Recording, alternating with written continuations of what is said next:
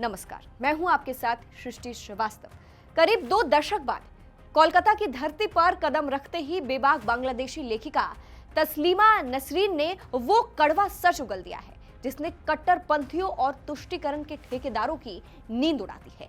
तस्लीमा ने सीधा हमला करते हुए कह दिया है कि कई मदरसे अब शिक्षा के केंद्र नहीं रहे बल्कि जिहादी तैयार करने की फैक्ट्रियां बन चुके हैं। अब समय आ गया है कि इन जहरीले तंत्र पर पर्दा गिराया जाए और सख्त से सख्त कार्रवाई की जाए। तस्लीमा नसरीन के शब्द सिर्फ एक बयान नहीं है बल्कि उस खौफनाक सच्चाई का पर्दाफाश है जिससे आज तक हमारी सरकारें आंखें मूंदती आई है। जिन मदरसों में मासूम बच्चों के हाथों में कलम और इंसानियत होनी चाहिए थी, वहां उन्हें बचपन से ही नफरत और कट्टरता की भट्टी में झोंका जा रहा है। ऐसे संस्थानों से बच्चों के शोषण और यौन उत्पीड़न जैसी घिनौनी घटनाएं लगातार सामने आ रही है। तस्लीमा का सीधा सवाल है कि क्या किसी भी सभ्य और आधुनिक समाज में ऐसी नफरत फैलाने वाली शिक्षा व्यवस्था की जगह होनी चाहिए। खासकर सीमावर्ती इलाकों के मदरसों पर लंबे समय से गंभीर सवाल उठ रहे हैं।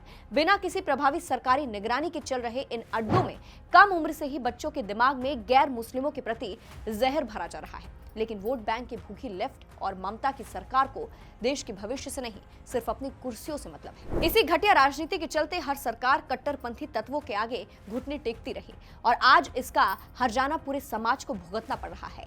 तस्लीमा ने 2 टूक मांग की है कि सभी मदरसों को तुरंत सरकारी नियंत्रण में लाया जाए और उन्हें आधुनिक धर्मनिरपेक्ष स्कूलों में बदला जाए। না আসলে আমি মাদ্রাসা সম্পর্কে যতটুকু জানি বাংলাদেশের মাদ্রাসা সম্পর্কে আমার যেটা মনে হয় যে মাদ্রাসাগুলো থাকা উচিত নয়। কারণ অনেক সময় মাদ্রাসা দেখা যায়, সব সময় নয়, অনেক সময় দেখা যায় যে মাদ্রাসাগুলোতে জিহাদি তৈরি হচ্ছে।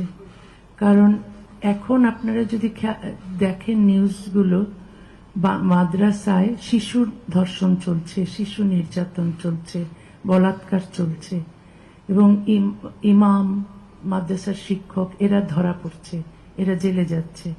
কিন্তু এদের এই শুধু তো শাস্তি দিলে হয় না, এই শিক্ষা ব্যবস্থার পরিবর্তন দরকার। আর মাদ্রাসার আমার মনে হয় না কোনো দরকার আছে, কারণ এই মাদ্রাসা থেকে পাশ করে কেউ কিছুই করে না।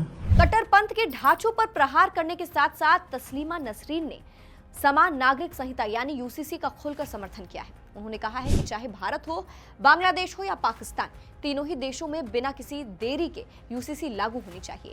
एक देश एक कानून ही किसी भी सच्चे और आधुनिक लोकतंत्र की असली पहचान है। धर्म और मजहब के नाम पर महिलाओं पर थोपे गए कबीलाई कानूनों और कानूनी भेदभाव को अब और बर्दाश्त नहीं किया जा सकता। यूसीसी लागू होते ही महिलाओं के खिलाफ सदियों से चला आ रहा शोषण और कानूनी अत्याचार हमेशा के लिए खत्म हो जाएगा। আসলে পৃথিবীর যে কোনো সভ্য দেশেই এই অভিন্ন দেওয়ানি বিধি আছে।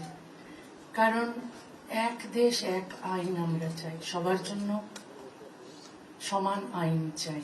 বিশেষ করে নারীরা ধর্মীয় আইনের অধীনে যদি থাকে তাহলে তাদের বিরুদ্ধে বৈষম্য আমরা দেখি, নির্যাতন দেখি।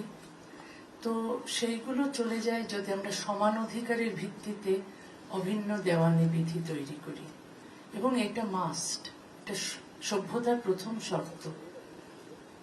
কারণ এখানে আমরা দেখছি মুসলিম মেয়েরা বৈষম্যের শিকার হচ্ছে। বাংলাদেশে হিন্দু মেয়েদের কোনো অধিকার নেই, ওখানে হিন্দু মেয়েরা কোনো পিতার সম্পত্তির অধিকারী হতে পারেন না। তারা ওখানে হিন্দু পুরুষেরা বহুবিবাহ, ওখানে তাদের বহুবিবাহ প্রথা তারা। लेकिन सच बोलने की कीमत क्या होती है ये तस्लीमा से बेहतर कौन जानता है। जब भी कोई सामाजिक सुधार के लिए धार्मिक पाखंड पर उंगली उठता है तो कट्टरपंथी बौखला जाते हैं।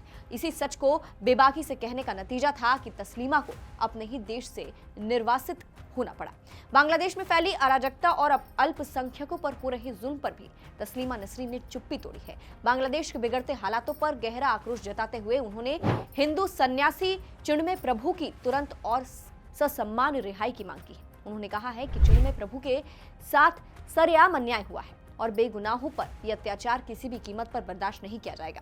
इसके साथ ही बांग्लादेश में लोकतंत्र की बहाली की बात करते हुए उन्होंने पूर्व प्रधानमंत्री शेख हसीना की लोकतांत्रिक तरीके से वापसी की पुरजोर वकालत की। उन्होंने साफ कहा कि राजनीतिक बदले की भावना से किसी पूरी पार्टी पर प्रतिबंध लगाना लोकतंत्र का कत्ल है। शेख हसीना की पार्टी से प्रतिबंध हटाया जाना चाहिए और उन्हें निष्पक्ष चुनावों में उतरने की अनुमति मिलनी चाहिए ताकि बांग्लादेश फिर से उग्रवाद और कट्टरपंथ के अंधकार से बाहर निकल सके। तस्लीमा नसरीन के ये तीखे शब्द उन तमाम लोगों के मुंह पर करारा तमाचा है जो आज भी कट्टरपंथ और तुष्टीकरण के आगे घुटने टेके बैठे हैं।